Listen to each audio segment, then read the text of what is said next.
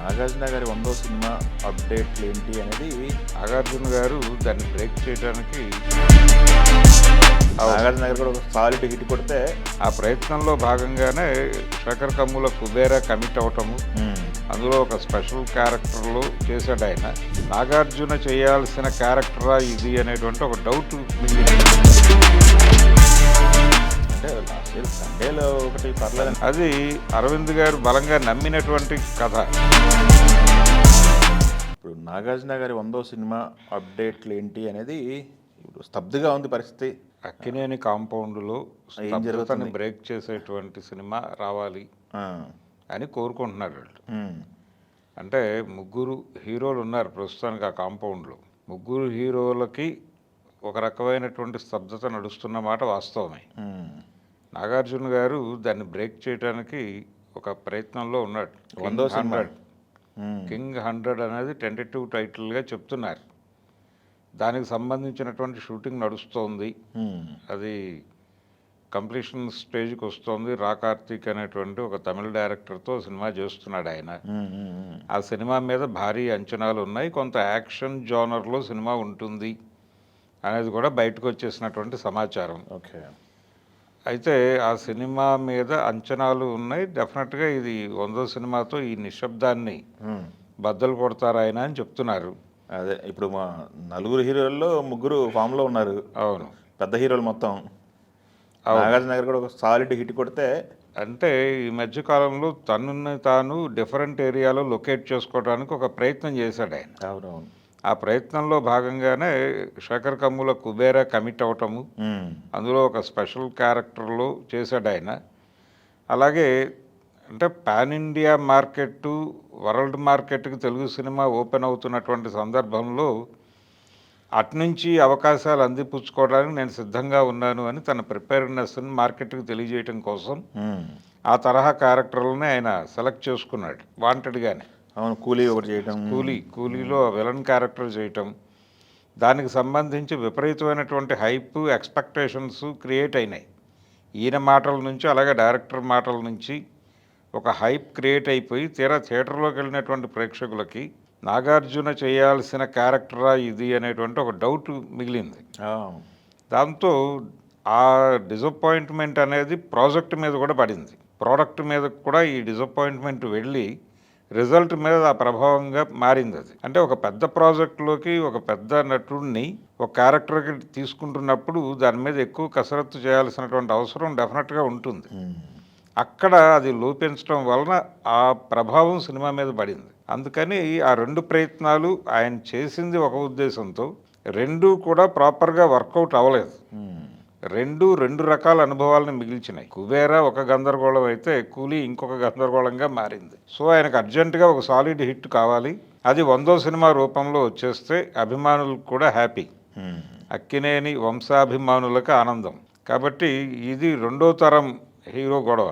3వ తరం హీరోల మీద కూడా ఆ ప్రెజర్ ఉంది, ఒక హిట్ కావాలి ఇటు నుంచి కూడా అని. అంటే లాస్ట్ ఇయర్ తండేలో ఒకటి పర్లేదు. తండేల్ సినిమా నిజానికి అది పాన్ ఇండియా మార్కెట్ కోసం డిజైన్ చేసినటువంటి, అది అరవింద్ గారు బలంగా నమ్మినటువంటి కథ అయినప్పటికీ ఎగ్జిక్యూషన్లో జరిగినటువంటి కొన్ని లోపాల వలన సినిమా ఆశించిన విజయాన్ని అయితే అందుకోలేదు. కానీ పర్వాలేదు అనిపించుకుంది. పర్వాలేదు సినిమాగా పాస్ అయిపోయింది, కానీ ఆశించిన ఫలితం అయితే రాలేదు. ఆ డిసప్పాయింట్మెంట్ ఉంది. కాబట్టి ఇప్పుడు ఆయన చేయబోతున్న సినిమా మీద ఆ శ్రద్ధతో వెడుతున్నాడు. దాని మీద అంచనాలు ఉన్నాయి. అది అలాగే ఇప్పుడు లెనిన్ సినిమా ఒకటి చేస్తున్నాడు ఆయన, అఖిల్ చేస్తున్నటువంటి లెనిన్ మీద అది బయటకు వచ్చినటువంటి ప్రమోషనల్ కంటెంట్ జనాల్లో ఒక ఎక్స్పెక్టేషన్ అయితే క్రియేట్ చేసింది. అది లుక్లో అన్నీ బాగున్నాయి, లుక్లు బాగున్నాయి. ఇది డెఫినెట్గా అతనికి ఒక ప్రాపర్ లాంచింగ్ సినిమాగా భావిస్తున్నారు అందరూ. అంటే ఇంతకుముందు చాలా సినిమాలు చేశాడు కానీ ఆశించిన ఫలితాలు ఏది కూడా ఇవ్వలేదు. ఈ సినిమాతో టార్గెట్ కొట్టేస్తాడు ఆయన అనేది నమ్మకం అయితే అభిమానుల్లో ఉంది. చూడాలి, అదొక రియాక్షన్. నాగవంశీ వీళ్ళందరూ ఆ సినిమాకు సంబంధించి చాలా కేర్ తీసుకున్నారు. ఎలా ఉండాలి, ఆడియన్స్కి సినిమాని ఎలా కనెక్ట్ చేయాలి, అదంతా నడుస్తోంది. కాబట్టి లెనిన్ను అలాగే ఇప్పుడు ఈ ప్రొడక్షన్లో ఉన్నటువంటి నాగార్జున గారి 100వ సినిమా కింగ్ 100 అని ఏదైతే టెంటేటివ్ టైటిల్ అని చెప్తున్నారో అది నాగ చైతన్య సినిమా, కార్తీక్ దండుతో చేస్తున్నాడు ఆయన. కార్తీక్ దండు, ఇవన్నీ కలిపి అక్కినేని ఫ్యామిలీకి ఈ సంవత్సరం ఒక సెలబ్రేషన్ ఇచ్చేటువంటి అవకాశం ఉందా అనేది ప్రశ్న. అయితే ఈ మధ్య కాలంలో మనం చూస్తే ఇదే కండిషన్లో నుంచి ఇప్పుడు మెగా కాంపౌండ్ బయటకు వచ్చేసింది. అవును, మనశంకర వరప్రసాద్ గారితో.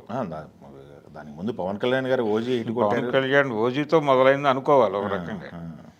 ఓజీతో మొదలై ఇది మనశంకర వరప్రసాద్ గారితో కొనసాగుతూ పెద్ది వైపు వెడుతోంది.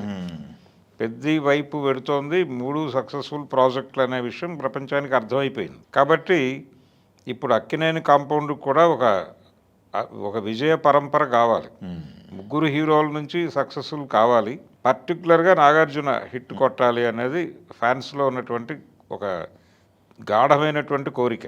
చూద్దాం, 3 కూడా ప్రామిసింగ్ ప్రాజెక్టులు మంచిగా సెట్ చేసుకున్నట్టు అనిపిస్తుంది. చూద్దాం, బయట ప్రాజెక్టులు సెట్ చేసుకున్నారు. అంటే ఆడియన్స్ కూడా నాగార్జున పట్ల ఇంతకుముందు ఆయన ప్రాపర్ స్క్రిప్ట్తో వచ్చిన ఎప్పుడు కూడా డిసప్పాయింట్ చేయలేదు ఆడియన్స్. లేదు, సంక్రాంతి కోసం సోగడిచిన దాని దగ్గర నుంచి అన్ని అంతకుముందు అయినా ఉన్నాయి. అంటే ప్రాపర్గా జనాల్ని ఆయన నుంచి ఏమి ఆశిస్తున్నారో అది ఇచ్చేస్తే జనాలు హ్యాపీనే.